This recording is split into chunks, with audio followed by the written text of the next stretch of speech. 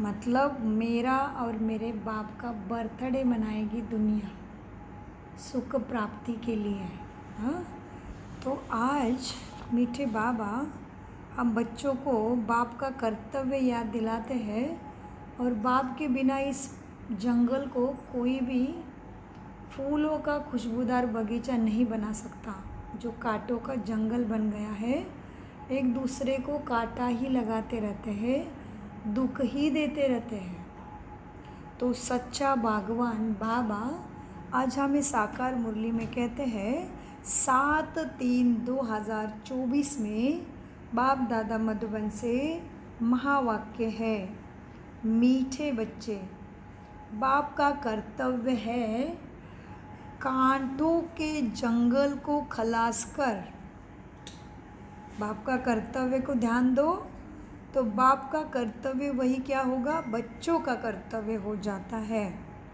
क्योंकि बाप है महादेव, तो हम कौन बनने वाले हैं, देवी देवता। तो महावाक्य में बाबा कहते बाप का कर्तव्य है कांटों के जंगल को खलास कर इस दुनिया को फूलों का बगीचा बनाना। इससे ही नंबर 1 फैमिली प्लानिंग हो जाती है। कैसे होगी बाबा के ज्ञान से नंबर 1 फैमिली प्लानिंग, बताओ कैसे होगी फैमिली प्लानिंग। एवं अभी क्या है, चाइना से भी ज़्यादा पॉपुलेशन भारत का हो गया, तो ये फैमिली प्लानिंग होगी कैसे। बाबा की दी हुई धारणा जो किसी भी साधु संत ने अभी तक वो धारणा बताने की हिम्मत नहीं रखी। स्वयं पवित्र रहते हैं, स्वयं सारी शुद्धि की पालना करते हैं जिससे शक्ति के साथ बुद्धि जुड़ जाए, लेकिन दूसरे को बता नहीं सकते, शक्ति नहीं उनके अंदर कि तुम भी ऐसे शुद्ध बनो, मन से भी और तन से भी।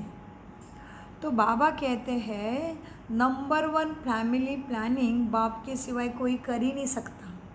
एक तो अभी सोचो, जितने ब्रह्मा कुमार कुमारी भारत में से बने हैं, कुमार कुमारी निकले हैं, तो वो एक ही जगह पे जीते हैं, एक ही सेंटर में रहते हैं। तो घरों का खर्चा, हॉस्पिटल का खर्चा, इतनी गाड़ी घोड़ा का खर्चा, तो कितना सुंदर समाज और भी दुख से बच गया। ऑलरेडी पॉपुलेशन के कारण भारत से ज़्यादा दुख किसी देश में नहीं है। कितने टाइम से सरकार फैमिली प्लानिंग करने के लिए कोशिश कर रहे हैं, कितने साल हो गए, संभव नहीं हुआ, क्योंकि ये परमात्मा शक्ति के बिना कोई कर ही नहीं सकता। खुद ही निराकारी निर्विकारी निरहंकारी है, तो दूसरे को ऐसे बना सकता है। तो बाकी सब तो विकारों से जन्म लिए हैं, दूसरे को कैसे कह सकते कि विकारों में नहीं जाओ। तो बाबा के सिवाय कोई फैमिली प्लानिंग करा ही नहीं सकता। फिर कैसा करता है श्रेष्ठ फैमिली प्लानिंग स्वर्ग के लिए, सारी आत्माओं को ऊपर भेज देता है, चलो घर में, और जो सच्चे पावन रहेंगे वही यहाँ राज्य करने आएंगे और राज्य आखिर तक सुरक्षा चक्र के अंदर करेंगे। तो इसलिए आज अव्यक्त मुरली भेजी है, उसमें बाबा ने बताया है सबको बाप की छत्र छाया नहीं मिलेगी। किसको मिलेगी उसकी परिभाषा बाबा ने आज अव्यक्त मुरली में माना, ईश्वर की शक्ति, उसमें वो आज के अव्यक्त मुरली सुबह से आई है, उसको ज़रूर सुनो। तो आज नए बच्चे आने वाले थे, तो उनके लिए आज साकार मुरली यह चल रही है। तो क्या था महावाक्य, कांटों से अपने को उनका बगीचा बनाना है। तो बाप का कर्तव्य है कांटों के जंगल को खलास कर फूलों का बगीचा बनाना। इससे ही नंबर 1 फैमिली प्लानिंग हो जाती है। प्रश्न है, फैमिली प्लानिंग का फर्स्ट क्लास शास्त्र कौन सा और कैसे। उत्तर, गीता है फैमिली प्लानिंग का फर्स्ट क्लास शास्त्र, क्योंकि गीता द्वारा ही बाप ने अनेक धर्मों का विनाश। तो गीता में क्या श्लोक आया है इसके लिए, श्लोक क्या है, यदा यदा ही धर्मस्य ग्लानिर्भवति भारत अभ्युत्थानम् अधर्मस्य तदात्म्यानं सृजं मेहम साधुय परित्राणाय संभवामि युगे युगे। तो अधर्म का विनाश माना आत्मा जब संपूर्ण अधोगति में चली जाती है, तमोप्रधान बन जाती है, तभी परमपिता परमात्मा के सारे अनेक धर्मों के झगड़े, जाति भेद, पंथ, अत्याचार, दुराचार, पापाचार सब कुछ खत्म कर देते हैं। ये गीता में आटे में नमक मिसल ज्ञान है, लेकिन सच्ची गीता अभी चल रही है। भगवान जो सद्गति का विधान करते हैं, गायन करते हैं, हम बच्चों को इतने काले कलूटे अजामिल जैसे पापी थे, फिर भी मीठे मीठे बच्चे के स्नेह के चम्मच से ये ज्ञान को पिलाते हैं। ये है सच्ची गीता। तो इसीलिए बाबा कहते उत्तर के अंतर्गत कि गीता है फैमिली प्लानिंग का फर्स्ट क्लास शास्त्र, क्योंकि गीता द्वारा ही बाप ने अनेक अधर्म विनाश कर क्या किया? बाप ने अनेक अधर्म विनाश कर एक धर्म की स्थापना किया। वो एक धर्म कौन सा? आदि सनातन देवी देवता धर्म। तो गीता में ही भगवान के महावाक्य है, काम महाशत्रु है। कौन है महाशत्रु? कैसे? एक वासना जिसके शरीर में रहेगी तो काम की परिभाषा कितनी गहरी है बताओ, कोई चिंतन करे थोड़ा बहुत। काम माना क्या? काम मतलब ऐसे नहीं जैसे सन्यासी लोग पूरा घर बार छोड़ देते हैं, लेकिन वो तो सत्युग में जाएंगे नहीं। काम क्रोध मोह लोग सब छोड़ना है, मन का भाव बनना है, तभी सुना। बहुत अच्छा चिंतन। तो काम महाशत्रु बोला है, इसके अंतर्गत सारे विकार आ जाते हैं। कामना तो स्त्री को देख के जागृत होती, वो तो एक अलग बात हो जाती है, लेकिन हर चीज़ की कामना मेरे जैसा, मेरे मन जैसा ही होना चाहिए, मेरे प्लानिंग जैसा ही होना चाहिए, मेरी आदत जैसा ही सबने सुनना चाहिए, मुझे जो ऊंचा लगता है वही मानना चाहिए। बहुत सारी एक्सपेक्टेशन, स्वयं से लेके, शरीर से लेके, प्रकृति से भी, वायुमंडल से भी तुरंत हैरान हो जाना, हाय गर्मी। अरे वो प्रकृति अपना काम कर रहे हैं, अपना पानी भी नहीं पी के, थोड़ा पानीदार फल भी खा के स्टेबल रहो, मन को शांत रखो, उसको अपना काम करने दो। अपने शरीर को थोड़ा सा बचाने के लिए उसी तरह से खान पान खाओ, टाइम पे उठो, सुबह उठते ही एक कटोरी जितना पानी पी सकते हो 3 गिलास पानी पी लो, उठते ही चाय पे टूट मत पड़ो, थोड़े रसीले फल खा लो, थोड़ी रसीली सब्जी को अपने आहार में समावेश कर दो, उसको काम करने दो, मीठा कम खा लो, चाय सुबह उठते उठते मत पी लो, कितना पानी पी सकते हो पी लो सुबह उठते ही, धीरे धीरे धीरे। थोड़ा लौकी का जूस पी लो, थोड़ा टमाटर कद्दू चकुंदर का जूस पी लो, करो थोड़ा ही कोशिश, हाय हाय करना छोड़ दो, कम से कम ब्राह्मण तो। और फिर भी गर्म हुआ तो भी कोई बात नहीं, चुपचाप पसीना पूछते रहो, प्रकृति को कोसो मत। हाय ये गर्मी नहीं, हाय तुम्हारी विकारी बुद्धि, उसको ख़त्म करो मीठे बच्चों। तो काम वासना की परिभाषा समझो। तुम्हारी कामना क्या होती प्रकृति माँ से? ये गर्मी नहीं पैदा हो, नहीं, वो अपना काम कर रही है, ऋतु विकार चलेंगे अपने हिसाब से, बारिश समर विंटर गर्मी ये अपना हिसाब से चलेंगे ना, उसका चक्र है, वो अपना काम करेगी। सूरज तप्त होना है हो जाएगा, शांत होना है शांत हो जाएगा, बारिश के टाइम में बारिश आएगी, हवा ठंडी होने के टाइम में हो जाएगी। तुम्हारे पास बुद्धि है, उससे चलो। तो कितनी सूक्ष्म कामना की परिभाषा में आत्मा फंस गई, उसको समझो। क्योंकि कामना को बाबा ने महाशत्रु कहा है। कामना है तो क्रोध आएगा, लोभ आएगा, मोह आएगा, अहंकार ज़रूर आएगा। क्योंकि तुम्हें लगता है मेरे जैसा ज्ञान किसी के पास भी नहीं है, तुम जो घर में करते हो वही तुम ही एक्सपर्ट हो, तुम्हारे अनुभव सबने सुनने चाहिए, तुम्हारे हिसाब से ही चलनी चाहिए। कितनी कितनी सूक्ष्म बंधन में हम फंस गए। तो इसलिए बाबा ने काम को महाशत्रु कहा, क्योंकि काम है ना है, एक्सपेक्टेशन है, कामुक दृष्टि है, वृत्ति है, संकल्प है, तो उसके पीछे सारे विकार आ जाते। विकार से तुम नीचे नीचे गिरते गिरते इतने आती दुख में आ गए हो। तो बाबा रास्ता बताते, बच्चे काम महाशत्रु है। फिर क्या बताया बाबा ने? देखिए, आइए भ्रुकुटी मन पटल पे, फिर से जाओ मत विचारों में। भ्रुकुटी सिंहासन पर मैं आत्मा राजा कान के द्वारा महाविनाशकारी बुद्धि को ख़त्म करने वाला महाकालेश्वर मेरे लिए मीठा बाबा बन के बैठा है।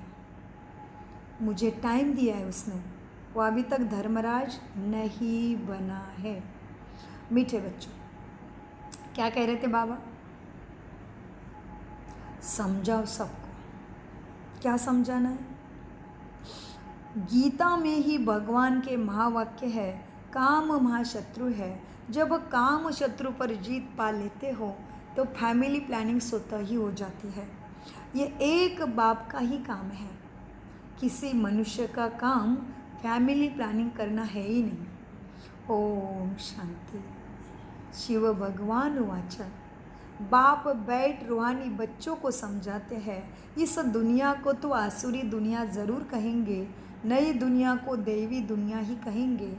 देवी दुनिया में मनुष्य बहुत थोड़े रहते हैं। थोड़े माना कितने? स्टार्ट कहाँ से होगा कलयुग? कितने नंबर से? द्वापर से शुरू। कितने नंबर से देवी दुनिया का स्टार्ट होगा? सतयुग में कितनी प्रजा होगी? सभी महाराजा देवता कितने होंगे सतयुग में शुरू में? 108 अच्छा, 108 की मणि की माला में आता है ना? 108 108 की माला में 33 करोड़ से सतयुग 33 करोड़ से शुरू होगा।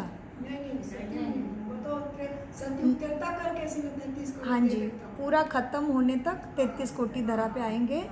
लेकिन सतयुग की शुरू की पॉपुलेशन माना पूरी राजधानी शुरू होने के लिए कृष्ण राजगद्दी के बैठने तक, लक्ष्मी नारायण पद प्राप्त करने तक 9 लाख। 9 लाख। कितने आत्माएं चाहिए? केवल 9 9 लाख शुरू में, उसके बाद बढ़ेंगे। तो आपने अपनी कला के अनुसार आएंगे ना, तो इसीलिए 108 की माला तो है, लेकिन 108वां राजधानी 9 लाख से सतयुग की राजधानी केवल 9 लाख पे चली। 108 मेन राजा महाराजा बनेंगे, लेकिन सभी राजा महाराजों का राजधानी का कारोबार ठीक से चलने के लिए 9 लाख चाहिए। 9 लाख चाहिए। और फिर 9 लाख, इसके अंतर्गत 16,108, 8 रत्न, 9 रत्न और 108 उसके अंतर्गत आ गए। मीठे बच्चों, ओम शांति। भगवान वाच। बाप बैठ रूहानी बच्चों को समझाते हैं, हाँ, इस दुनिया को आसुरी दुनिया ज़रूर कहेंगे, नई दुनिया को देवी दुनिया कहेंगे। देवी दुनिया में मनुष्य बहुत थोड़े रहते हैं। दैवी दुनिया में मनुष्य बहुत थोड़े रहते हैं, वो नंबर हमें मालूम है। अब यह राज किसी को भी तुम्हें समझाना चाहिए। हमें जब बुद्धि में रहेगा तभी तो समझा पाएंगे। भले नंबर तो छोड़ दो, इतना महत्व नहीं नंबर का, लेकिन आत्मा सदगति को कैसे पाएगी वो तो हमें समझाना आना ही चाहिए। भले वाणी में आने की ताकत नहीं है तो भी मनसा तो चालू रहे। बैठो कितनी भी गंदी भीड़ में, क्योंकि तुम्हारे लिए गंदी दुनिया में परमपिता परमात्मा शुद्धि का सागर आ सकता है, तो तुम किसी भी भीड़ में बैठ के अपना स्मृति नहीं रख सकते हो? रख सकते हो ना, शक्ति उससे बराबर ले रहे हो तो रख सकते हो। फिर कितने भी बगुले के बीच में बैठो, अपनी हंस स्मृति जागृत रख सकते हो, तभी प्राप्ति है। मीठे बच्चों, अब ये राज भी किसी को समझाना चाहिए। जो फैमिली प्लानिंग के मिनिस्टर होते हैं ना, उनको भी जाके तुम्हें ये सब समझाना चाहिए। बोलो, फैमिली प्लानिंग की ड्यूटी तो गीता के कथन अनुसार एक परमपिता परमात्मा बाप की ही है। गीता को तो सब मानते ही है, इसलिए सबको जाके समझो। पहले मिनिस्टर को समझाने के लिए बाबा ने कहा टेम्पररी उसको भगवत गीता का आधार ले लो, क्योंकि वो अभी तो आप उसको समझा ही रहे हो, आगे वो कोर्स करेगा, देवी गुल का होगा, वो आएगा। फिर कितना भी बड़ा मिनिस्टर हो, नहीं तो रिचेस्ट इन द वर्ल्ड हो, आएगा। सो बाबा कहते गीता को तो सब मानते ही है, गीता है ही फैमिली प्लानिंग का शास्त्र। गीता से ही बाप नई दुनिया की स्थापना करते हैं। यह तो ऑटोमेटिकली ड्रामा के अनुसार पाठ सबका नोंदा हुआ है। बाप या करके आदि सनातन देवी देवता धर्म की स्थापना करते हैं, अथवा प्योर नेशनलिटी की स्थापना करते हैं। अपने को देवी देवता धर्म का ही कहेंगे ना। आप कौन से धर्म के हो? अपने को देवी देवता धर्म का ही कहेंगे। गीता में भगवान साफ बतलाते हैं कि मैं आता ही हूँ एक धर्म की स्थापना करने, बाकी अनेक सब धर्मों का विनाश करने में आता हूँ। तो इससे फैमिली प्लानिंग नंबर 1 हो जाएगी, सारी सृष्टि पर जय जयकार हो जाएगी और एक आदि सनातन देवी देवता धर्म की स्थापना हो जाएगी। अब तो बहुत मनुष्य होने के कारण कितना किचड़ा लगा पड़ा है, किसका? विकारों का, दुख का। तो अब तो बहुत मनुष्य होने कारण बहुत किचड़ा हो पड़ा है। वहाँ के जानवर, पंछी आदि सब फर्स्ट क्लास होंगे। कहाँ के लक्ष्मी आंटी? सतयुग के, बहुत अच्छा। वहाँ के जानवर, पंछी आदि सब फर्स्ट क्लास होंगे, जो देखने से ही दिल खुश हो जाएगी। डरने की कोई बात नहीं। किससे? जानवरों से। बहुत अच्छा, मतलब सब लोग बैठे तो राइट हैंड में है, लेकिन अच्छे से सुन रहे हैं, नहीं तो हमें लग रहा है हमारे सामने नहीं है, तो पता नहीं दिल मन कहाँ कहाँ जा रहा है बच्चों का। हाँ मीठे बच्चों, अब तो बहुत मनुष्य होने के कारण बहुत किचड़ा हो पड़ा है। वहाँ के, अच्छा खिचड़ा कौन सा है शारदा आंटी समाज में अभी? विकारों का कचरा, अत्याचारी, दुराचारी, बलात्कारी, भ्रष्टाचारी वृत्ति से तांडव मच चुका है दुख का। मीठे बच्चों, बहुत अच्छा बच्चे, बहुत सुंदर, फर्स्ट क्लास सुन रहे हो, बढ़िया। मीठे तो क्या होता है, वो टीचर तो खुश हो ही जाता है और निमित्त मात्र एकाग्रता से सुनाने लग जाता है। अब तो बहुत मनुष्य होने के कारण बहुत किचड़ा हो पड़ा है। वहाँ के जानवर, पंछी आदि सब फर्स्ट क्लास होंगे, जो देखने से ही दिल खुश हो जाएगी। डरने की कोई बात नहीं। बाप बैठ समझाते हैं, तुमने मुझे बुलाया है, इसीलिए है, किस लिए बुलाया है? कि बाबा आकर फैमिली प्लानिंग करो, अर्थात हमें पावन बनाओ, अर्थात पतित फैमिली को वापस ले चलो, पावन फैमिली की स्थापना करो। तुमने मुझे इसीलिए बुलाया है। तुम सब कहते थे बाबा आकर पतित दुनिया खल्लास कर नई पावन दुनिया बनाओ। यह बाप की ही प्लानिंग है। बाप ही कर सकता है पावन दुनिया, देखने से ही दिल खुश हो जाए। लक्ष्मी नारायण को देखने से तुम्हारी दिल खुश होती है ना? वहाँ तो यथा राजा तथा रानी तथा प्रजा सब फर्स्ट क्लास होते हैं। कहा? जी। तो यह फैमिली प्लानिंग की युक्ति ड्रामा में नोंद हुई है, तुम बच्चों को समझाना है। पारलौकिक बाप तो सतयुगी प्लानिंग फर्स्ट क्लास करते हैं। कौन है सुलेखा बहन पारलौकिक पिता? बाबा, बहुत अच्छा। तुम बच्चों को समझाना है, पारलौकिक बाप तो सतयुगी प्लानिंग फर्स्ट क्लास करते हैं, कांटों के जंगल को ही खलास कर देते हैं। ये सारे भंबर को आग लग जाती है। यह धंधा तो बाप का ही है ना, तुम कुछ भी नहीं कर सकते हो, कितनी भी मेहनत करो, कोई भी फैमिली प्लानिंग के लिए सक्सेसफुल हो ही नहीं सकता। तुम बर्थ कंट्रोल कर ही नहीं सकते हो। बाप कहते हैं, जिस काम विकारों को तुम अपना मित्र समझते हो, वह सबसे बड़ा बाहरी तुम्हारा दुश्मन है। बहुत है जो अनेक मित्र बन जाते हैं।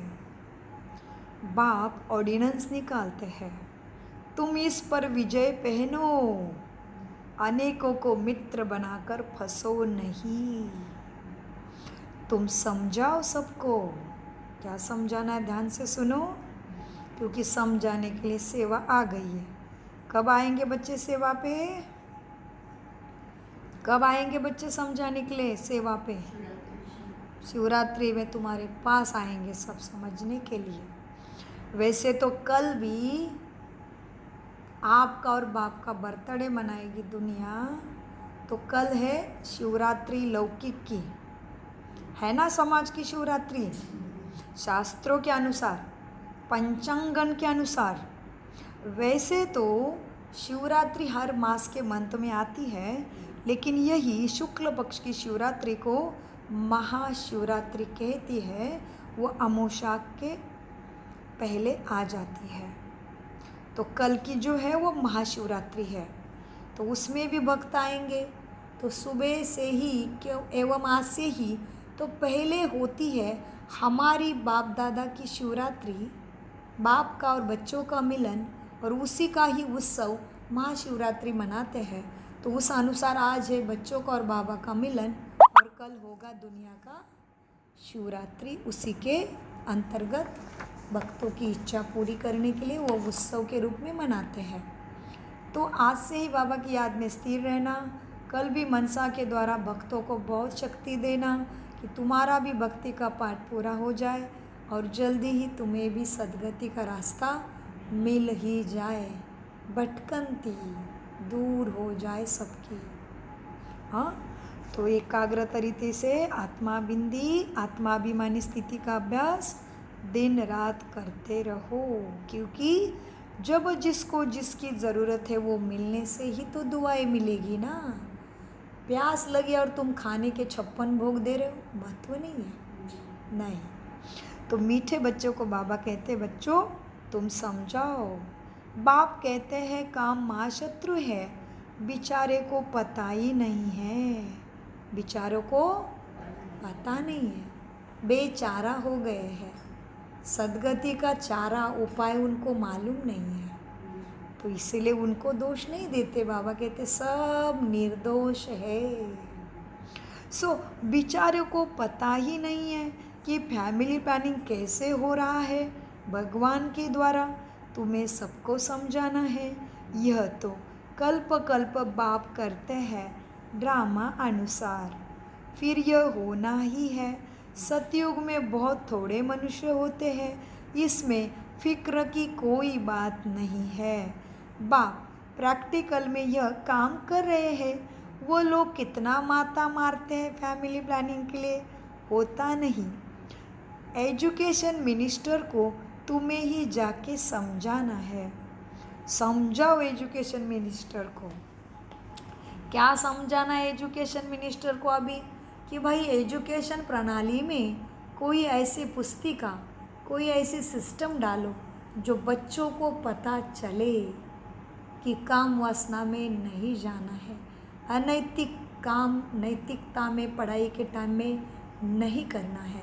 इसलिए शास्त्रों में बताया, राम लक्ष्मण अंकुश लव, बड़े बड़े राजा महाराजों के बच्चे पढ़ने के लिए गुरुकुल में चले जाते थे। संपूर्ण पवित्रता एवं माता पिता के पास भी रोज नहीं आना है, गुरु के पास रह के ही शिक्षा पढ़ना है, जो राज्य संभालने के काबिल बन जाएंगे। तो बाबा भी हमें वही समझाते, बच्चे सारी झंझट को छोड़ो, कर्तव्य कर्म करते करते घर में भले रहो, लेकिन मेरे से केवल तुम्हारा मन बुद्धि जोड़ो, फिर मैं बैठा हूँ सारी जिम्मेवारी लेने के लिए। तो बाबा आज मुख्यतः कहते एजुकेशन मिनिस्टर को जाके समझाओ। कितनी गहरी बातें हैं, ड्रामा कितना एक्यूरेट है। राजधानी मंत्रालय में इतना बड़ा ऊंचा आध्यात्मिक संस्थाओं को कभी स्थान नहीं मिलता था, जो हमने भेजा है विजय रत्न ग्रुप में। कौन है राष्ट्रपति देश का? मुर्मू जी ने सारे ब्रह्मा कुमारों को मंत्रालय में बुला के उनके लिए कुछ पूछताछ की। बहुत सुंदर सभा हो गई, और वो भी कुमार कैसे पता है? 40 साल से ब्रह्मा कुमारी जीवन अपना के चल रहे हैं। 40 साल छोटी चीज़ है क्या? 40 साल से कुमार है ऊपर सारे, बुढ़े बिड्ढे नहीं, कुमार, सुंदर जवान कुमार। तो इनको समझाना है इस दुनिया को और गवर्नमेंट को भारत के कि हम क्या कर रहे हैं और उसका जनमानस को कितना फ़ायदा हो रहा है और हमारा लक्ष्य क्या है, कैसे भारत भूमि वसुदैव कुटुंबकम बनेगा, कैसे इस धरती पे सुख शांति आएगी, ये सभी शिवरात्रि में समझाना है। तो इसीलिए कितना सुंदर ड्रामा है जो बाबा ने बोला हुआ है अव्यक्त मुरली में, जब तुम ब्रह्मा कुमार कुमारी मंत्रालय में पहुंच जाएंगे तभी समझ लेना सतयुग दूर नहीं है। सो बाबा की बच्ची ही है, राजगद्दी पे बैठी है राष्ट्रपति मुर्मू जी। तो बहुत सुंदर सभा हो गई कल यूथों की। तो कितना वंडरफुल खेल है और वो यूथ भी साधारण नहीं है। इस परमात्मा की शिक्षा पे, संपूर्ण काम वासना पे जीत पाए हुए 40 साल से इस ज्ञान में चल रहे शुद्ध स्वच्छ कुमार एक ही सेवा में लगे हैं कि भारत को या विश्व को स्वर्ग बनाने में लगे हैं, बाबा के राइट हैंड बने हैं। इसलिए बाबा आज साकार मुरली में कहते हैं, बच्चों एजुकेशन मिनिस्टर को जाके समझाओ अभी के कैरेक्टर कितने खराब हैं, देवताओं के कैरेक्टर कितने अच्छे थे, सबको जाके समझाओगे। उससे पहले एजुकेशन मिनिस्टर को समझाओ तो एजुकेशन में ऐसा कुछ मोरल आएगा। सो मीठे बच्चों, अब क्या है, इसीलिए अभी किसी राज्य ने ब्रह्मा कुमारियों का राजयोगा कोर्स का ही समावेश अपने पाठ्यक्रम में किया है। हाँ, वो राज्य अभी स्मृति में नहीं आ रहा है, लेकिन हमने शेयर किया था ग्रुप में। तो हमारे फेसबुक में भी है, वो बुक के फ़ोटो है। पूरा राजयोग का ही कोर्स अभ्यास के पाठ्यक्रम में समावेश कर दिया है ताकि बच्चों का चरित्र स्टडी से ही शुरू हो जाए, बाल्यावस्था से ही उनको संस्कार, नैतिकता के, मानवता के उच्च मूल्य के मिल जाए तो ज़्यादा गिरावट होगी ही नहीं। समाज से धीरे धीरे अत्याचार, दुराचार, भ्रष्टाचार सब कुछ खत्म हो जाएगा। तो बाबा कहते हैं, बच्चे क्या है, एजुकेशन मिनिस्टर को समझाओ अभी के कैरेक्टर कितने खराब है, देवताओं के कैरेक्टर्स कितने अच्छे थे। तुम बेपरवाह होकर वाणी चलाओ, सबको बोलो डरो नहीं, पिता बैठा है पीछे, मेरा ब्रह्मा नहीं डरा तो हम क्या डरेंगे। तभी तो कोई भी एग्जाम्पल नहीं था, कोई भी उदाहरण नहीं था, फिर भी ब्रह्मा नहीं डरा। कितना दुख उसको हुआ कि एक बात को हटाओ दादा तो तुम्हारे पास सब आएंगे। नो वे, बाबा के मेरा है ही नहीं, उसका आदेश से मैं चल रहा हूँ, मैं कैसे हटाऊँ पवित्रता की बात को। मीठे बच्चों, तुम बेपरवाह होकर वाणी चलाओ, बोलो यह कोई तुम मिनिस्टर का काम नहीं है, ये परमपिता परमात्मा का काम है। यह तो ऊंचे से ऊंचे बाप का काम है, फैमिली प्लानिंग करना और मनुष्य के कैरेक्टर सुधारना, संस्कार बदल करना। इन देवताओं के राज्यों में एक ही धर्म, एक ही भाषा, एक ही राज्य, एक ही भाषा था तो सर्वत्र वसुदेव कुटुंबकम, माना एक भाषा, एक पंथ, एक राज्य, सुंदर स्वच्छ सुंदर संसार, सुखमय संसार, माना वसुदेव कुटुंबकम, कम माना एक, और विष्णु की राज्य माना वसुदेव, वसुदेव माना धरती, वसुदेव कुटुंबकम माना विष्णु का राज्य, तभी सर्वत्र सुख ही सुख है। तो इन देवताओं के राज्य में एक धर्म, एक राज्य, एक भाषा थी, कितने थोड़े मनुष्य थे, परंतु ऐसी युक्ति से तुम्हें बोलना पड़ेगा, परंतु ऐसे युक्ति से समझाना पड़ेगा। फिर बाबा आ गए बच्चों के तरफ अभी, परंतु ऐसे युक्ति से बोलना बहुत थोड़ों को आता है। वह रुबाब नहीं रहता है बच्चों में समझाते टाइम। उन्हों को ये लक्ष्मी नारायण का चित्र दिखाना चाहिए। यह फैमिली प्लानिंग बाप के बिना कोई कर ही नहीं सकता। सबको समझाना, बच्चों को इतना रुबाब से, अधिकार से, अंदर की देही अभिमानी स्थिति से, विधेय स्थिति से बच्चों को समझाने का रुआब आया नहीं है अभी तक। लेकिन ये बात है साकार मुरली की 60 साल पहले, अभी तो हर बच्चे में वो रुआब नशा आ गई है। इसलिए तो गली गली में सेंटर खुल गया है। और 100 कितने 100 कितने 47 को 47 ना, 147 देशों में बाबा के सेंटर खुल गए हैं। तो बाबा कहते परंतु ऐसे युक्ति से बोलना बहुत थोड़ों को आता है, वो रुआब नहीं रहता है। उन्हों को लिए लक्ष्मी नारायण का चित्र दिखाना चाहिए। ये फैमिली प्लानिंग बाप ने ही की थी, अब फिर से हो रही है। इनके राज्य की स्थापना फिर से हो रही है, सबको बताओ। बाबा ने कहा है ये लक्ष्मी नारायण के चित्र हमेशा फ्रंट में रखो। जी बाबा, ये लक्ष्मी नारायण का चित्र हमेशा फ्रंट में रखो। था तो सही, लेकिन ये शिवरात्रि के लिए थोड़ा चेंजेस हो रहा है। तो बाबा ने क्या कहा,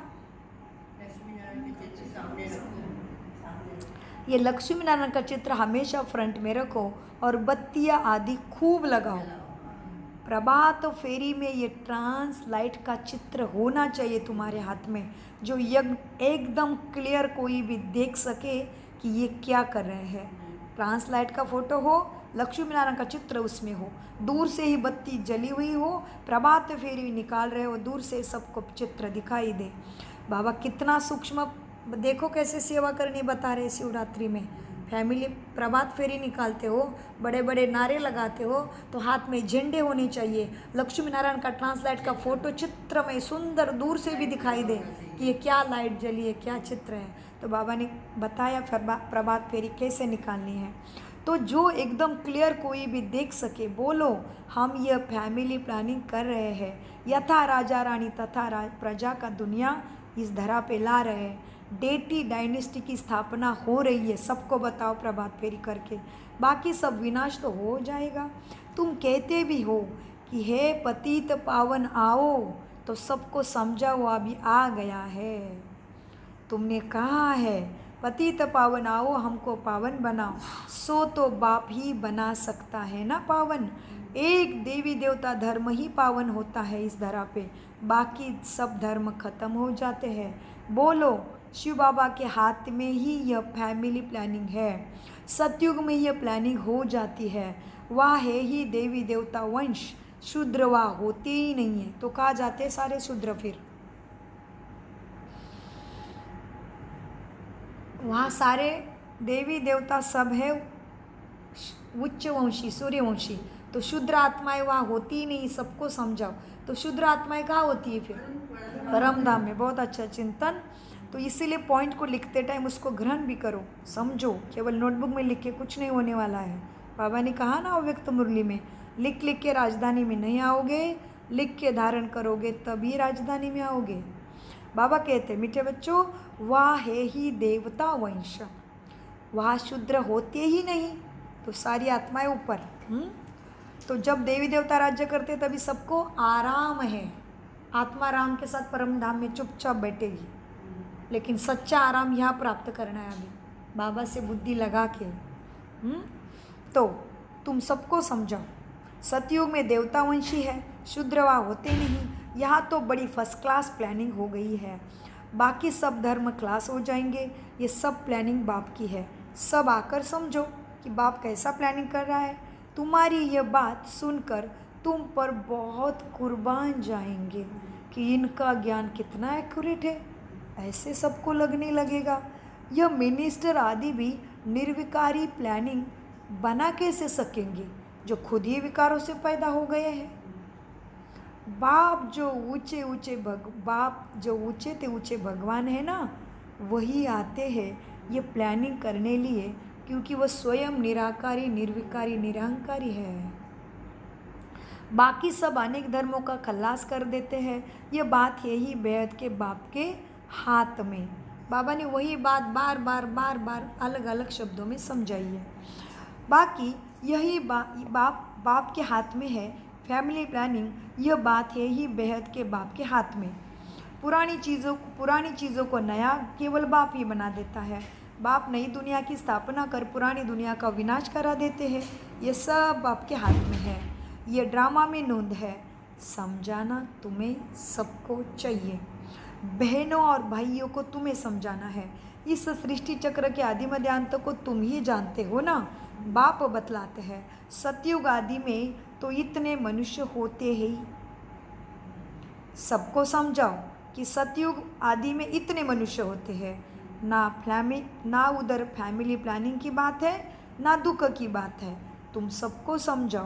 पहले तुम सृष्टि के आदि मध्य अंत को आकर समझो। सबको समझाओ कि तुम पहले सृष्टि के आदि मध्य अंत को आकर समझो। माना सो के अस्तित्व को समझो। स्वास्तिका को समझो कि मैं का हूँगा। सो का अस्तित्व स्वास्तिका। स्वास्तिका के लेफ्ट साइड में लिखते लाभ, राइट साइड में लिखते लेफ्ट साइड में लिखते शुभ, राइट साइड में लिखते लाभ। फिर स्वास्तिका के दोनों तरफ दो दो लाइनें स्टैंडिंग लाइनें लिखते हैं। उसका अर्थ आके राज योगा मेडिटेशन में समझो। सबको तुम्हें बताना है। पहले तुम सृष्टि के आदि मध्य अंत को आकर समझो। सदगति दात बाप को पहचानो। सदगति दाता बाप परमपिता परमात्मा ही है। तुम आकर समझो। सदगति अर्थात सतयुगी मनुष्य। सदगति अर्थात सतयुग में जन्म लेने वाले मनुष्य। पहले ये देवी देवता बहुत थोड़े होते हैं धरा पे। फर्स्ट क्लास धर्म को क्या फर्स्ट क्लास धर्म की किसी के साथ फर्स्ट क्लास धर्म की किसी के साथ दिल होती है। माँ बाप शादी नहीं कराते, बस घर में ही हंगामा मचा देते हैं। अभी बाबा कहते फर्स्ट क्लास दुनिया तो उधर ही है। उधर में कोई हंगामा नहीं है विकारों के लिए। यहाँ मात्र कोई पसंद आया और माता पिता ने शादी नहीं कराई उसके साथ तो हंगामा ही मचा देते हैं, क्योंकि शरीर के ऊपर ऐसे दिल जुड़ जाती है। तो यह है ही गंदी दुनिया, तो हंगामा तो मचाएंगे। सब एक दो को कांटा ही लगाते रहते हैं विकारों का। सतयुग में तो फूलों की वर्षा होती है, क्योंकि सबके अंदर सद्गुण है। सद्गुणों से भरी हुई आत्मा है। हाँ, सतयुग में तो फूलों की वर्षा होती है। तो ऐसे ऐसे विचार सागर मंथन बच्चों को करना है तो सबको समझा सकेंगे। बाबा कितना इशारा देते हैं, तुम इनको रिफाइन करो। बाबा तुम्हें जो ज्ञान देते हैं उनको विचार सागर मंथन से रिफाइन करो। हाँ, चित्र भी भिन्न भिन्न प्रकार के बनाते हैं। ड्रामा अनुसार जो कुछ होता है वह सब ठीक ही है। किसी को समझाना भी बहुत सहज है। स्वयं धारण करोगे तो किसी को भी समझाना बहुत सहज है। डर ही नहीं लगेगा। मेरे पीछे क्या बोलेंगे, मुझे छोड़ देंगे, मुझे अपने ग्रुप से निकाल देंगे, मुझे पार्टी में नहीं बुलाएंगे, डर ही नहीं लगेगा। अरे पार्टी में बुलाने वाले, सगे साथी देने वाले, तुम गए खो गई, दुनिया ख़त्म। आने से पहले भी उसके ही थे और जाने के बाद भी उसके होने वाले। क्यों ना जीते जी उसको पालो। कोई साथ आया नहीं था, कोई साथ जाने वाला है नहीं। जब अंतिम समय आता है, जब दुख में लटपट करते हो, जब बहुत दर्द अनुभव करते हो, तभी किसी काका चाचा मासी को बुलाते हो क्या भगवान को बुलाते हो? तो फिर किस चीज़ का डर है? जब मनुष्य अंतिम शैया पे पड़ा है तभी क्या कहते हैं क्या चाचा को पिता को याद करो। क्या कहते हैं? भगवान को याद करो। फिर पता चलता है कि मनुष्य का मृत्यु पास आ गया है, सांस लेने में दिक्कत है, तो भगवत गीता का पारायण शुरू करते, शास्त्रों का पारायण शुरू करते। करो ना पार्टी का गीत उधर शुरू। कर रहा है कोई? तो समझदार को इशारे कापे, तभी कोई उधर पार्टी का गीत नहीं लगेगा। और अभी तो गीत अच्छे लग रहे हैं, पार्टी में बुलाने वाले का डर है। अरे छोड़ो सबको, उनकी सदगति तुम कर पाओगे, तुम जागो, होने दो सारी दुनिया एक तरफ। मेरे ब्रह्मा ने क्या क्या नहीं सहा, क्या हुआ? ब्रह्मा की जीत हो गई, विश्व का नंबर 1 राजा महाराजा बना। लक्ष्मी नारायण प्रथम राजा विश्व का, पूरे धरा का आकाश पाताल का मालिक कौन? ब्रह्मा। क्योंकि एक तरफ सारी दुनिया, एक तरफ ब्रह्मा बाबा परमात्मा के ऊपर का विश्वास ढलने नहीं दिया, छुरी लेके मारने के लिए आ गए, सारा घर जला दिया, कोई हर्जा नहीं। उस वो बैठा है ना, वो जाने, मुझे क्या करना है। और जीवन तो कैसा था, राजाई थाट में जीने वाला, कोई गरीब नहीं था बाबा। सारे को मेरा ब्रह्मा ऐसा कर सकता है, तो अभी तो मैं तो ब्रह्मा की गोदी में पलने वाली, प्रकृति माँ मुझे साथ दे रही है, सारी व्यवस्था मेरे लिए है, और परमात्मा तो बैठा ही मेरे साथ है, तो कैसी चीज़ की चिंता। तो बाबा कहते समझाओ सबको, फिक्र नहीं करना, डरना नहीं है, अच्छे से समझाओ सबको, चित्र पे समझाओ। हाँ, तो चित्र भी भिन्न भिन्न प्रकार के बनाते हैं, ड्रामा अनुसार जो कुछ होता है वह ठीक है, किसी को समझाना बहुत सहज है। सबका ध्यान बाप के तरफ तुम्हें खिंचवाना है, बाप का ही ये काम है ना, सबको सुख देगा। कांटों का जंगल बदल के फूलों का खुशबूदार बगीचे बनाएगा। अब बाप ऊपर में बैठा हुआ है, ऊपर से ये काम कैसे करेगा, सबको समझाओ। वो कहेंगे हाँ कैसे भगवान आ सकता है, इतना सारा पूजा पाठ हो रहा है, इतने ऋषि मुनि ने, साधु संतों ने ये सब दिए है, भक्ति की रीति रिवाज, हाँ ये कैसे, वो कैसे, कहाँ कू करके कौरव के सेना में तब्दील होने का ही रास्ता ढूंढते रहेंगे।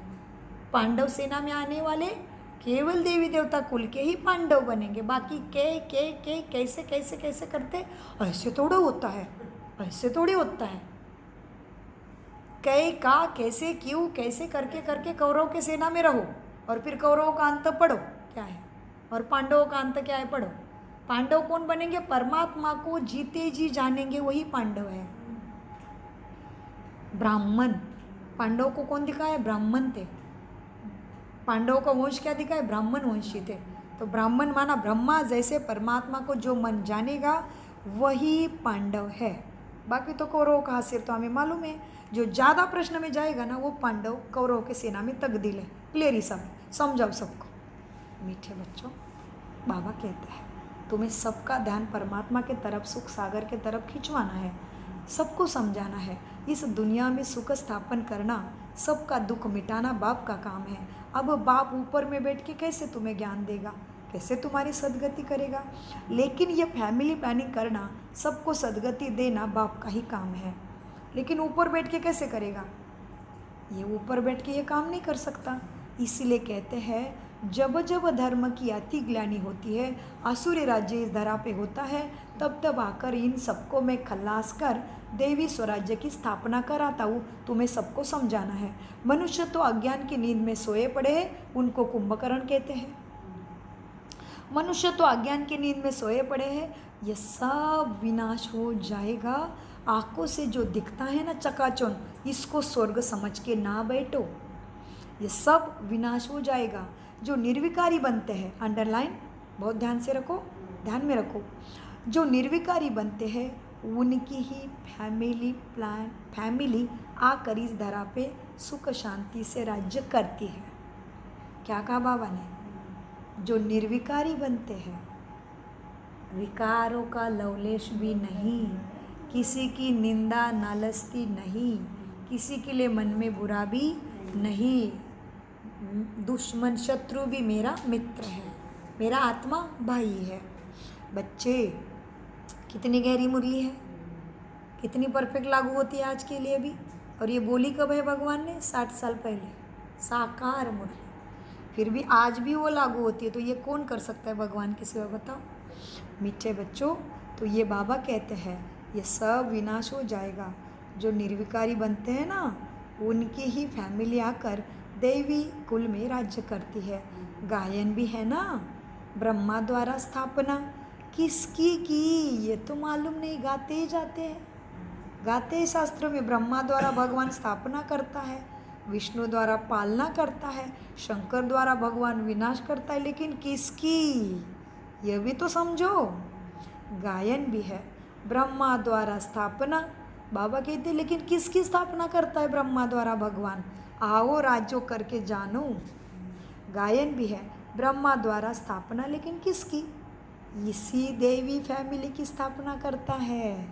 यह प्लानिंग अभी हो रही है। ब्रह्मा कुमार कुमारियाँ पवित्र बनती है, मनसा वाचा कर्मणा ब्रह्मा कुमार कुमारियाँ पवित्र बनती है। तो उन्हों के लिए ज़रूर पवित्र नई दुनिया भी चाहिए ना। ये बाप बना रहा है। ये पुरुषोत्तम संगम युग बहुत छोटा है। कैसा युग? पुरुषोत्तम। पुरुष माना आत्मा, उत्तम माना सद्गुणों को धारण करने वाली। हाँ, ये पुरुषोत्तम संगम युग बहुत थोड़ा है, बहुत छोटा है बच्चे।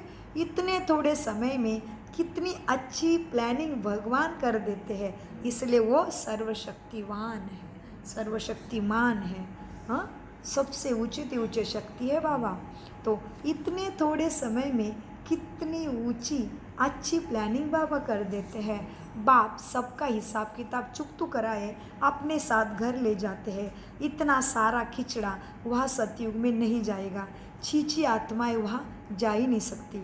इसलिए बाप ही आकर तुम्हें कितना गुलगुल गुणवान बनाकर ले जाते हैं। ऐसी बातें पर बच्चों को विचार सागर मंथन करना है तो तुम सबको समझा सकेंगे। तुम रियलाइज करते रहते हो। क्या करते हैं? रियलाइज। आत्मा की ज्योति पहले जागृत हो गई, जो रियल है, सत्य है, और फिर बुद्धि की आंखों से रियलाइज कर लिया, यस बाबा इज राइट। कोई कुछ भी कहे, मेरा बाप ही सत्यम शिवम सुंदरम सत्य चित्त आनंद है और मुझे वैसे बना रहा। तो बाबा कहते क्या? तुम रियलाइज करते रहते हो। बाप कहते हैं मैं एक धर्म की स्थापना करने तुमको रिहर्सल करा रहा हूँ। यह फैमिली प्लानिंग किसने की है? बाप कहते हैं मैं कल्प पहले मिसल अपना कार्य करा रहा हूँ तुम्हारे द्वारा। पुकारते हैं ना मुझे, पतित पावन आओ, तो पुकारते ही है। पतित फैमिली से बदल कर हमें पावन फैमिली स्थापन करके दे दो। तो इस समय सब पतित है तो दुख में सिमरन सब करें। इसलिए भक्ति की कितनी बाढ़ आ गई है। सुख में सतयुग में कोई सिमरन नहीं करता मुझे, तो इस समय सब पतित है, इसलिए मुझे पुकारते हैं। देखो, अब देखो, शादियों पर लाखों खर्चा करते हैं। अभी तो लाखों की बात छोड़ो, करोड़ों बोलने में भी मुश्किल हो रहा है। करोड़ों खर्चा शादी पे अभी तो वही हो रहा है। इतनी न्यूज़ अंबानी की बात मत। करोड़ों वृद्ध लोगों को बोलेंगे करोड़ों बोलो तो करोड़ों बोलेंगे। छोटे बच्चों को बोलेंगे करोड़ों बोलो। क्या बात करे बाबा। बात ही मत पूछो। तो बाबा कहते देखो, शादियों पर लाखों खर्चा करते हैं, कितना शादमान करते हैं, और ही पावन से बदल पतिथि बन जाने के लिए इतना खर्चा करते हैं। तुम बच्चों को अब यह ईश्वरीय धंधा करना चाहिए। सबको पावन बनने का ज्ञान तुम्हें देना चाहिए। सेवा तो तुम्हें करनी ही चाहिए। तुम बच्चों को अब यही ईश्वरीय धंधा करना चाहिए। अब ईश्वरीय धंधा हमें क्यों करना है? क्योंकि हमारा ईश्वरीय धंधा कर रहा है, उसको कुछ भी नहीं चाहिए, और हमें तो चाहिए सुख की दुनिया, तो हमें तो धंधे पे लगना ही पड़ेगा। धंधा माना निस्वार्थ तन मन धन की, धन से मानवता की सेवा, सच्चे दिल पर साहेब राजी। किसी से कुछ नहीं चाहिए, मुझे बाप के श्रीमत पे चलना है बस जी।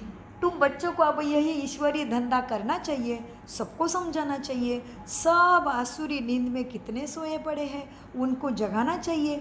गोरा बनाकर, हाँ गोरा बनकर औरों को भी बनाए। जाए क्या पार्लर में? नहीं, गोरा बोलने से आत्मा काले जो हो गए हैं उधर पट्टे नहीं तो आज तो मेकअप का क्या खर्चा है, बात मत पूछो। अरे बाबा, दुल्हन का मेकअप पैकेज है भाई 40,000, 30,000, 20,000, कौन सा चाहिए बोलो। तो ये दुल्हन कितनी सस्ते में बन गई। मेरा बाबा मेरा परमपिता परमेश्वर है। हाँ, लगन लग गई मेरे बाप के साथ, तो क्या जन्मों जन्मों की मैं सुंदर बन गई। हाँ, तो बाबा क्या कहते, बच्चे गोरा बनकर औरों को भी गोरा बनाना है, तो बाप का प्यार भी तुम्हारे ऊपर ही आ जाएगा। सर्विस ही नहीं करेंगे तो मिलेगा भी क्या? कोई बादशाह बनते हैं तो ज़रूर कोई अच्छे कर्म किए होंगे ना, और फिर बादशाह के घर में क्या कोई बादशाह बनते हैं तो ज़रूर कोई अच्छा कर्म किया होगा, और कोई दरवाज़ा खोलने वाला बनता है तो वैसे ही कर्म किया है। बाप की बात को ध्यान नहीं दिया, अलबेला बने हैं। हाँ, ये तो कोई भी समझ सकते हैं ना, बादशाह बनाए माना ज़रूर अच्छे कर्म किए हैं। तो कर्म की ही परिभाषा है, तो कर्म पे ध्यान कौन सिखाएगा? बाप सिखाता है।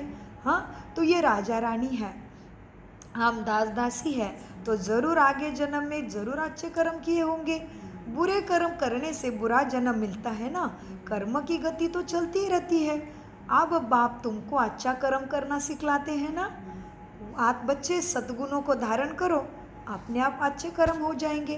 तो बताओ भाई प्रेमिला आंटी, सद्गुण कौन से हैं? कौन से वो 7 गुण है? उसका बाप भी सागर है। हाँ, करो, पुरानी क्लास का चक्र याद करो, सद्गुण बताओ। हाँ, प्रेम, पवित्रता, सत्यता, आनंद, ज्ञान। जी जी, हर चीज़ में ये चीज़ें चाहिए। इसलिए हमें भी लगता है भाई मेरे साथ ऐसे व्यवहार करो, भले गलत हुआ है फिर भी शांति से समझाओ। और हम मात्र दूसरे को कितना भी क्रोध करते हैं तो दूसरे को कैसे लगेगा सोचो। और क्रोधी मनुष्य को कोई भी पसंद नहीं करता, और शांत के पास सब जाना चाहते हैं, क्योंकि वो नेचुरल नेचर है, तो नेचुरली सबको पसंद आता है, सुख देता है। इसलिए युक्ति बताते हैं आज आपको। गुण आप तो हो ही सारे बुद्धि, लेकिन नए बच्चों के लिए, जैसे नए नए क्लास में आए तो गुणों को याद कैसे रखें? जो सद्गुणों का बाबा मेरा सागर है, तो स वाले शब्द पहले याद करो। शांत स्वरूप, शक्ति स्वरूप, सुख स्वरूप, सत्य स्वरूप। फिर प वाले याद करो, प्रेम स्वरूप, पवित्र। अब बचा ज्ञान। ज्ञान के बिना कोई भी बात की समझ, ज्ञान माना समझ। तो जब कोई भी चीज़ की समझ नहीं तो कैसे पूछेंगे बताओ? छोटी से छोटी चाय बनाने की भी समझ चाहिए कि कैसे मम्मी ने चाय बनाया, तो समझ माना ज्ञान, इन्फॉर्मेशन, नॉलेज। तो बाबा ये सद्गुणों की बात करते हैं। तो बाबा कहते बच्चे ऐसे गुणों को धारण करोगे तो ज़रूर सतयुग में ऊंचा पद तुम्हें मिल जाएगा। हाँ, फिर क्या कहा मेरे बाबा ने?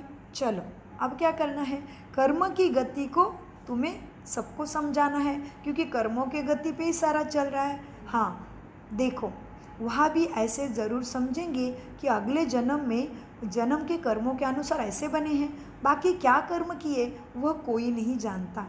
तो सबको कर्म सिखलाने वाला बाप आया है ना। तो बुरे कर्म करने से बुरा जन्म मिलता है। कर्मों की गति तो चलती रहती है। अब बाप तुमको अच्छे कर्म करना सिखलाते हैं, वहाँ भी ऐसे ज़रूर समझेंगे कि अगले जन्म के कर्म के अनुसार ऐसे बने हैं, बाकी क्या कर्म किए वह कोई नहीं जानते। कर्म गाए जाते हैं ना, जितना जो अच्छा कर्म करते हैं वो ऊंच पद पाते हैं, ऊंचा कर्म से ही ऊंच बनते हैं ना। अच्छे कर्म नहीं करते तो क्या होगा?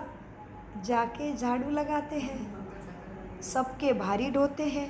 कर्मों का फल तो कहेंगे ना, कर्मों की थ्योरी तो चलती है ना, कर्मों की थ्योरी साइकोलॉजी चलती है। श्रीमत से अच्छे कर्म होते हैं, कहा बादशाह और कहा दास दासी का पद। बाप कहते हैं बच्चे अब क्या करो, अब फॉलो फादर करो, मेरी श्रीमत पर चलेंगे ना तो ऊंच पद ज़रूर पाएंगे। बाप साक्षात्कार भी कराते हैं, क्या क्या बनेंगे देखो। ये मम्मा बाबा बच्चे कितने ऊंचे बनते हैं, यह भी कर्म ही हुआ ना।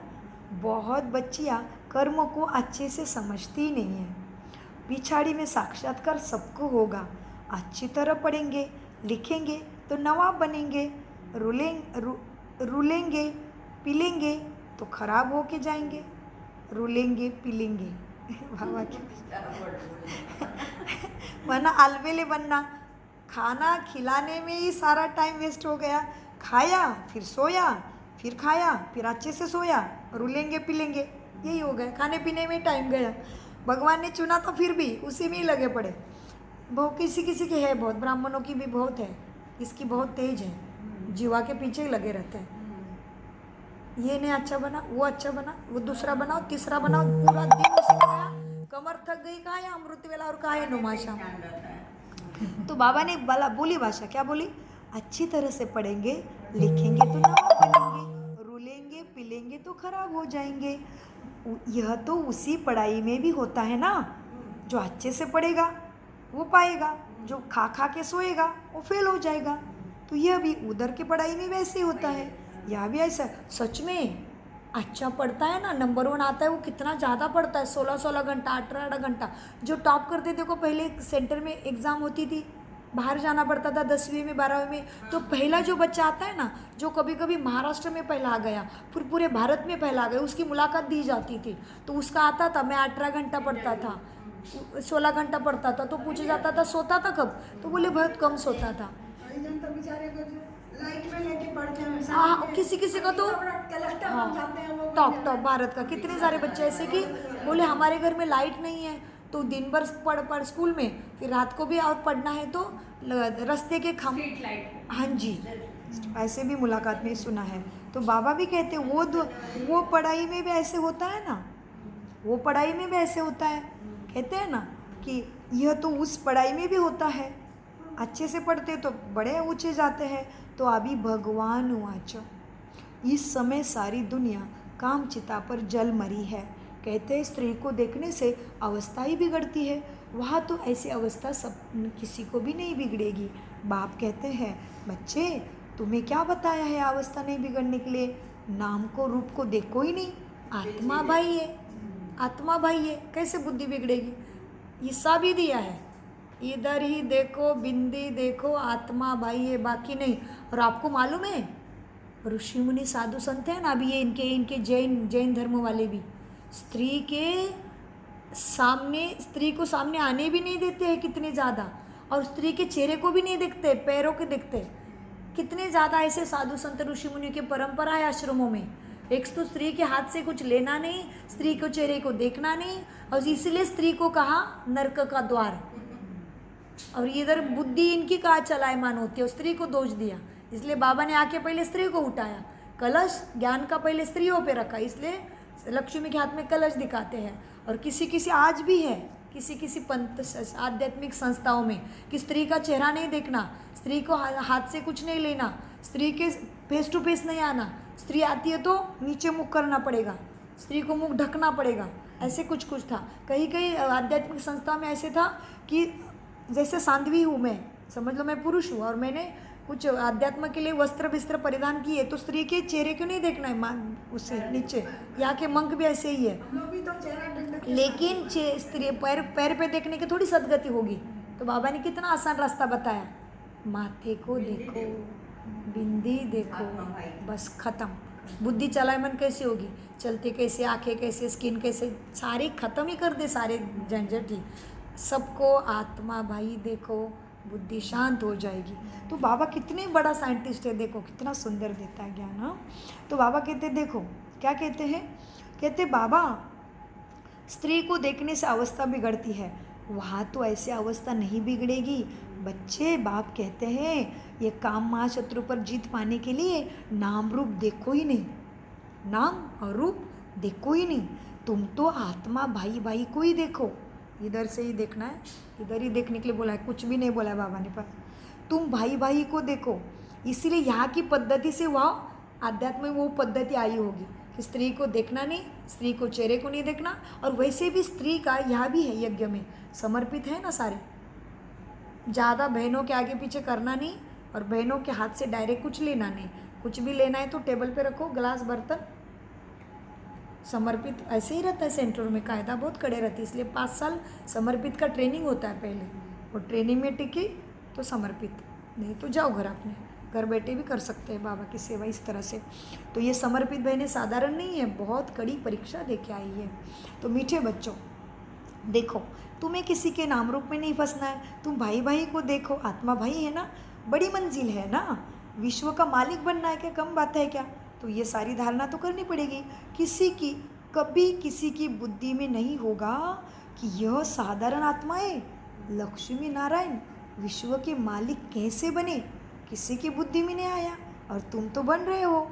बाप कहते हैं मैं तुमको स्वर्ग का मालिक बनाता हूँ। ये लक्ष्मी नारायण सर्वगुण संपन्न थे। आजकल जिनका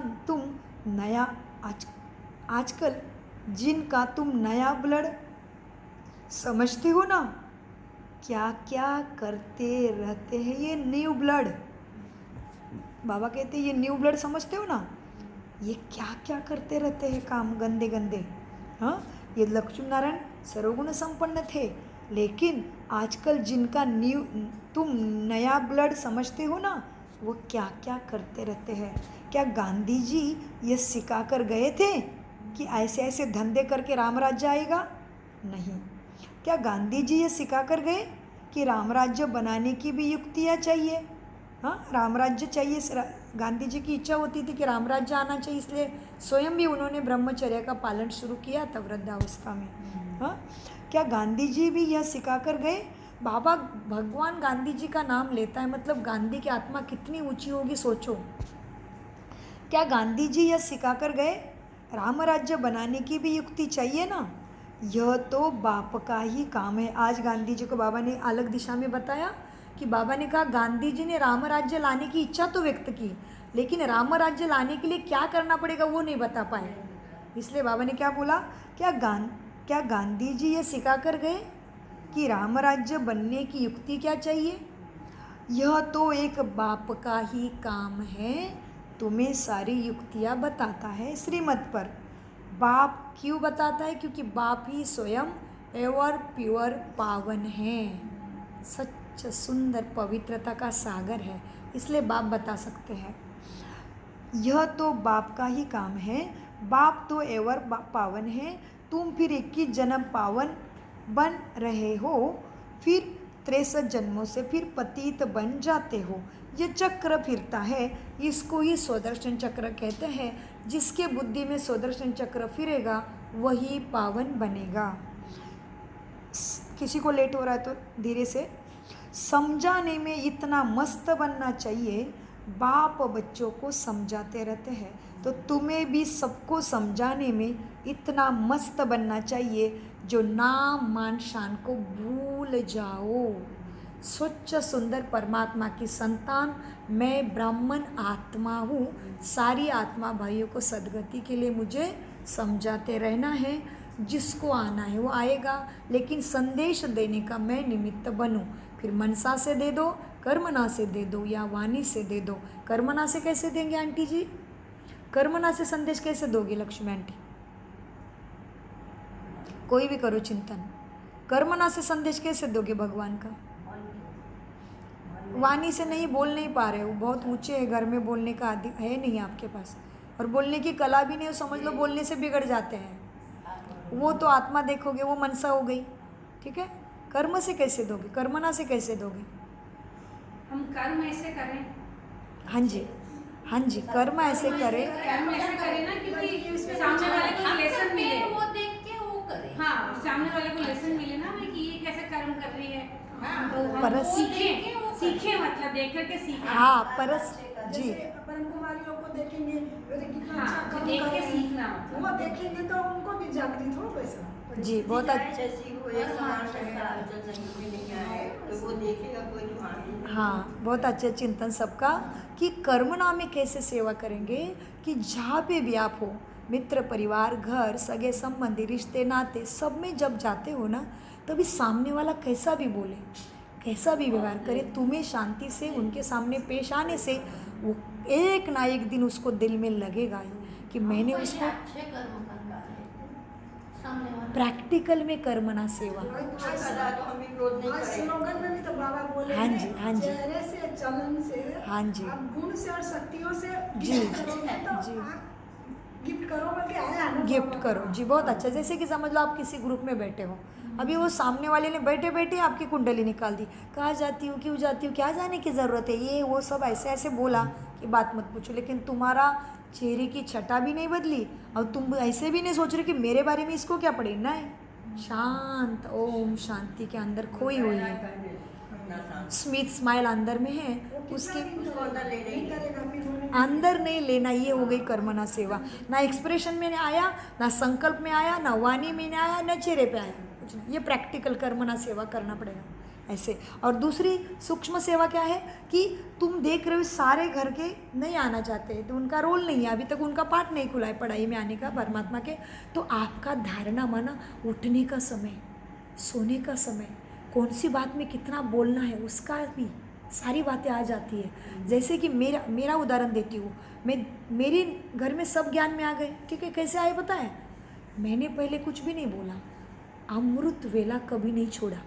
सबको मालूम था इसका उठने का समय तो 7 बजे है, ये 4 बजे उठ के करती क्या है। सासू माँ देखती थी, देवरानी देखती थी कि भाभी देव मंदिर के उधर तो पूजा के टाइम में जाती स्नान के बाद, ये देव मंदिर में जाके क्या कर रही, मंदिर के स्थान पे जाती थी। अभी जब सभी घर में कुछ कुछ खाते पीते हैं तो कहीं पे भी बैठ के नहीं करती थी, जहाँ मंदिर है अपना घंटी बजती जाओ तो थोड़ा कुछ वाइब्रेशन अच्छे है तो दिया लगता है सुबह शाम, वहीं बैठ के करती थी नुमा अमृत वेला। तो देवरानी ने देखा भाभी उठ के उधर क्यों जाती है देवघर में, तो उसको प्रेरणा आई कि भाभी करती क्या है देखना है। कुछ भी नहीं कर रही, बैठी है ना घंटी बजा नहीं, पोती भी नहीं पड़ती, चुपचाप बैठी है ऐसे। तो उसने पूछा क्या करते हो भाभी आप। मैंने बोला परमात्मा को याद करती हूँ, क्योंकि बोला है ना ब्रह्मा के द्वारा सृष्टि का भ्रमण करता है परमपिता परमात्मा, सारी इच्छा पूरी करता है। अमृत वेला में सब इच्छा रखनी है हमारी, क्या भी दुख है ना तो शास्त्र में लिखा है परमपिता परमात्मा भ्रमण करता है धरती का ब्रह्मा के साथ। एक बार ही अमृत वेला, उसको ब्रह्म मुहूर्त कहते हैं, अमृत वेला कहते हैं, शुद्ध पक्ष, कुछ भी जो भी कहो, प्रातः का समय। तो उसको इतना टच हुआ, बोले अच्छा, तो मुझे भी आपने जहाँ सिखाए सीखना है। गई राजो, हो गए शुरू, उसका बन गई शुद्ध स्वच्छ, कोई नहीं तकलीफ सी, एकदम सुंदर स्वच्छ शरीर है, कोई सुजाता बहन जैसे शरीर की तकलीफ भी नहीं है। दोनों पति पत्नी एकदम निरोगी, एकदम हेल्दी, लेकिन सुंदर पवित्र लाइफ में चलती। तुरंत ब्रह्मा कुमारी बन गई 1 साल में। कितनी प्राप्ति करेगी बताओ ऐसे आत्मा। तो उसको फिर तुरंत ये भी सास ससुर भी आ गए ज्ञान में, तुरंत घर से लहसुन प्याज एकदम अच्छे से खाने वाले थे, इतना पाप करने वाले, सब कुछ खाने वाले, सब छूट गया। तो मीठे बच्चों क्या करना है तुम्हें अभी, हाँ तो तुम क्या करना है अभी। अब ये लक्ष्मी नारायण सर्वगुण संपन्न थे, ये किसी के भी बुद्धि में नहीं होगा। ये लक्ष्मी नारायण विश्व के मालिक कैसे बने। बाप कहते हैं मैं तुमको स्वर्ग का मालिक बनाता हूँ। ये लक्ष्मी नारायण सर्वगुण संपन्न थे। आजकल जिनका तुम नया ब्लड समझते हो ना, वो क्या क्या करते हैं देखो। फिर तुम 21 जन्म पावन रहते हो, फिर 63 जन्म पतित बन जाते हो। समझाने में इतना मस्त बनना चाहिए, जो कोई कुछ भी कहे तुम्हें तो अपना सेवा करनी है। समझाने में इतना मस्त बनना चाहिए। बाप बच्चों को समझाते रहते हैं, बच्चे पावन बनो, पावन बनना ज़रूर है। अच्छा, मीठे मीठे से खिलते बच्चों प्रति माता पिता बाप दादा का याद प्यार और गुड मॉर्निंग। रूहानी बाप की रूहानी बच्चों को नमस्ते। हम रूहानी बच्चों की रूहानी बाप दादा को याद प्यार गुड मॉर्निंग नमस्ते नमस्ते।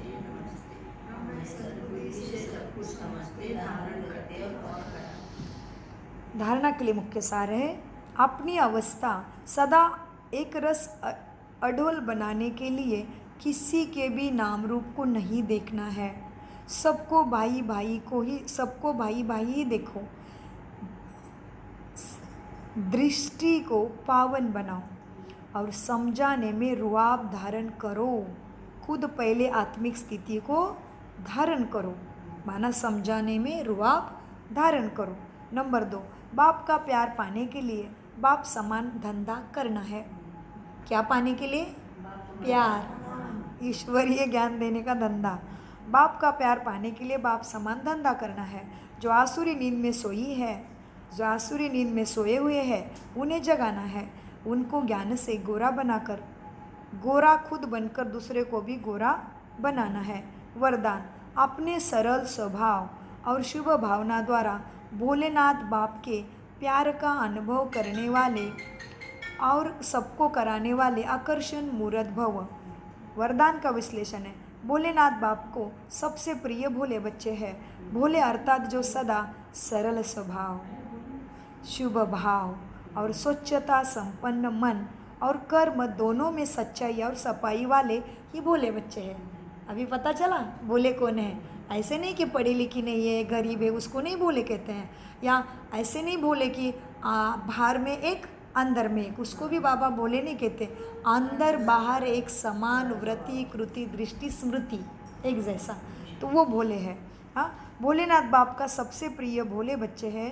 भोले अर्थात जो सदा सरल स्वभाव, शुभ भावना और स्वच्छ संपन्न मन और कर्म दोनों में सच्चाई और सफाई वाले हैं। ऐसे बच्चे आकर्षण मूर्त बन बाप को भी अपने ऊपर आकर्षित करते हैं। भोलेनाथ बाप ऐसे सरल स्वभाव भोले बच्चों के गुणों की माला हमेशा सिमरन करते हैं।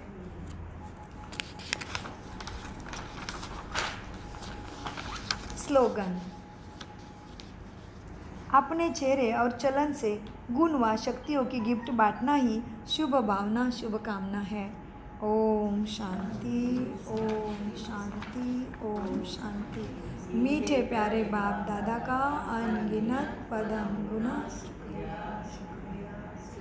कम बोलो, मीठा बोलो, सोच समझ कर बोलो। शुक्रिया बाबा। वाह वाह वाह वाह, बाबा यार, सदा यार। बहुत अच्छा। चलो शुक्रिया फरिश्तों।